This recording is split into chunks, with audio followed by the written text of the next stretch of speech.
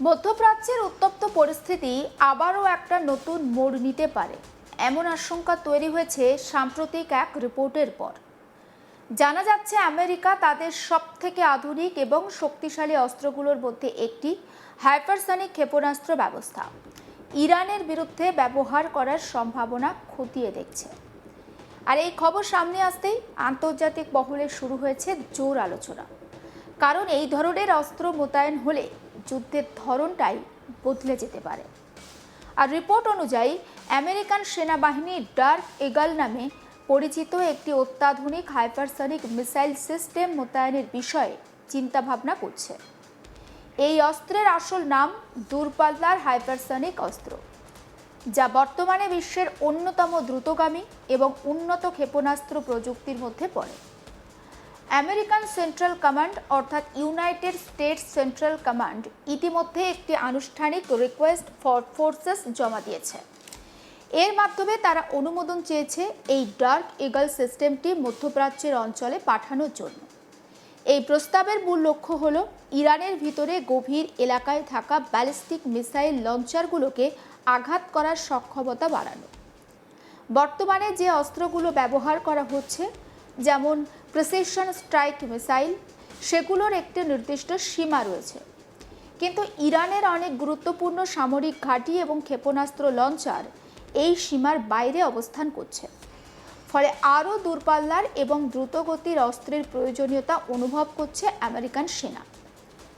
তবে এখনও পর্যন্ত এই প্রস্তাবে চূড়ান্ত অনুমোদন দেওয়া হয়নি। অর্থাৎ ডার্ক ইগল মিসাইল মোতায়েন হবে কিনা তা নির্ভর করছে ভবিষ্যতে রাজনৈতিক এবং সামরিক সিদ্ধান্তের ওপর। কিন্তু যদি এই প্রস্তাব অনুমোদিত হয়, তাহলে সেটি হবে একটি ঐতিহাসিক পদক্ষেপ, কারণ এই প্রথমবারের মতো কোনো হাইপারসনিক অস্ত্র বাস্তবে যুদ্ধক্ষেত্রে মোতায়েন করা হবে আমেরিকার পক্ষ থেকে।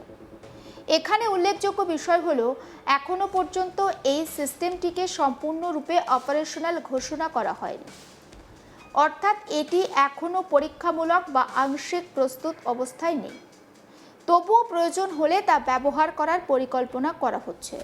এটাই এই পরিস্থিতির গুরুত্ব বোঝাচ্ছে।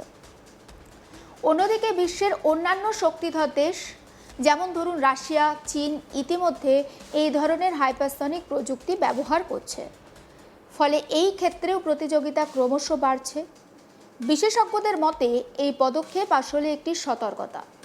যদি পরিস্থিতি আবার খারাপের দিকে যায়, তাহলে দ্রুত এবং শক্তিশালী আঘাত হানার জন্য প্রস্তুত থাকতে চায় আমেরিকা।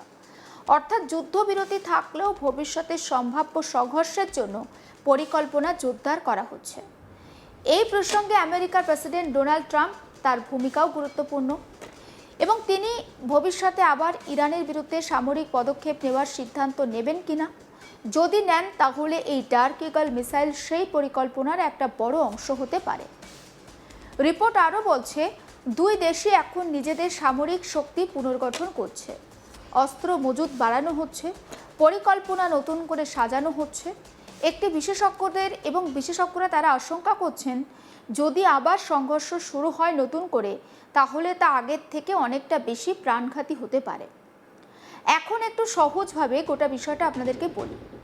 এই ডার্ক ইগল মিসাইল আসলে ঠিক কতটা শক্তিশালী? এই হাইপারসনিক অস্ত্র শব্দের গতির চেয়ে 5 গুণেরও বেশি গতিতে চলতে পারে। অর্থাৎ এটি এতটাই দ্রুত প্রচলিত প্রতিরক্ষা ব্যবস্থা দিয়ে এটিকে আটকানো কঠিন। শুধু গতি নয়, এর আরেকটি বড় বৈশিষ্ট্য হলো এটি উড়ানের সময় নিজের পথ পরিবর্তন করতে পারে। ফলে শত্রুপক্ষের রাডার বা মিসাইল প্রতিরক্ষা ব্যবস্থা বিভ্রান্ত হয়ে পড়ে। এই মিসাইলের পাল্লা বা রেঞ্জও অত্যন্ত বেশি। ধারণা করা হচ্ছে এটি প্রায় 1725 মাইলেরও বেশি দূরত্বে আঘাত হানতে সক্ষম। ফলে নিরাপত্তা দূরত্ব থেকেও শত্রুর গভীরে থাকা লক্ষ্যবস্তুতে হামলা চালানো সম্ভব। এই প্রযুক্তি মূলত তৈরি করা হয়েছিল চীন আর রাশিয়ার উন্নত প্রতিরক্ষা ব্যবস্থার মোকাবিলা করার জন্য, কারণ এই দুই দেশ ইতিমধ্যেই অত্যাধুনিক মিসাইল প্রতিরক্ষা ব্যবস্থা গড়ে তুলেছে।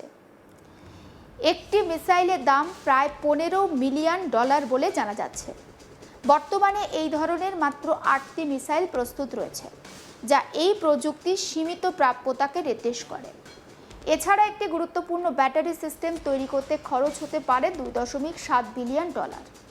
ফলে এটি শুধু সুরক্ষিত বা প্রযুক্তিগত দিক নয়, অর্থনৈতিক দিক থেকেও একটা বিশাল বিনিয়োগ বলা যেতে পারে।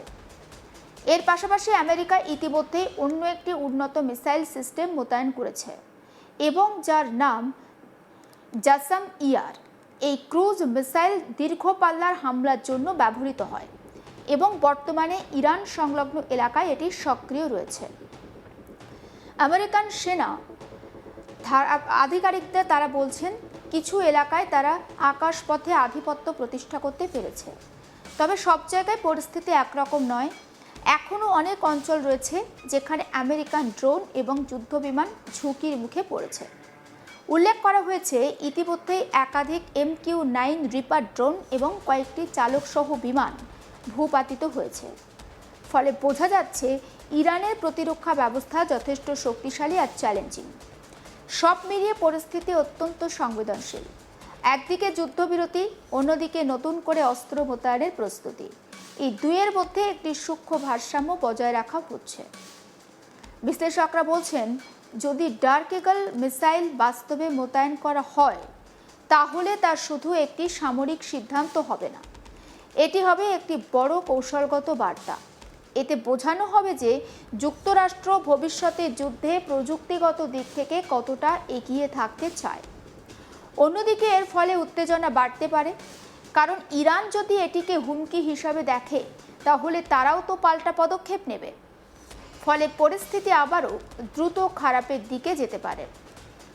এই মুহূর্তে সবথেকে বড় প্রশ্ন, চূড়ান্ত সিদ্ধান্ত তাহলে কি হবে? ডার্ক ঈগল কি সত্যিই মোতায়েন করা হবে, নাকি এটি শুধুমাত্র একটা চাপ তৈরির কৌশল? এই প্রশ্নগুলোর উত্তর এখনও অজানা। তবে এটুকু স্পষ্ট, বিশ্ব রাজনীতি এখন এমন একটা পর্যায়ে পৌঁছেছে যেখানে প্রত্যেকটা পদক্ষেপেরই একটা বড় প্রভাব পড়তে পারে। মধ্যপ্রাচ্যের পরিস্থিতি কোন দিকে যাবে তা এখন নির্ভর করছে আগামী কয়েকটি গুরুত্বপূর্ণ সিদ্ধান্তের ওপর। আর সেই সিদ্ধান্তগুলোই নির্ধারণ করবে শান্তি বজায় থাকবে নাকি আবার নতুন করে সংঘর্ষ শুরু হবে। দেখুন, আমেরিকা যদি এই ডার্ক ঈগল, এই নতুন হাইপারসনিক মিসাইল ব্যবহার করে এবং সেটা কবে ব্যবহার করা হবে সেটার পুরোপুরি সিদ্ধান্ত নেবে ডোনাল্ড ট্রাম্প এবং সেন্টকম। কিন্তু এটা নিশ্চিত যে নতুন করে আবার যদি আক্রমণ শুরু হয় এবং দুপক্ষই যদি পাল্টা আক্রমণ শুরু করে তাহলে আগের যুদ্ধের থেকে অনেকটাই কিন্তু প্রাণঘাতী হবে এই দ্বিতীয় হামলার বিষয়টি। সমস্ত আপডেট পৌঁছে দিতে থাকবো আপনাদের কাছে। নজর রাখুন আজ তাক বাংলায়, সাবস্ক্রাইব করতে ভুলবেন না।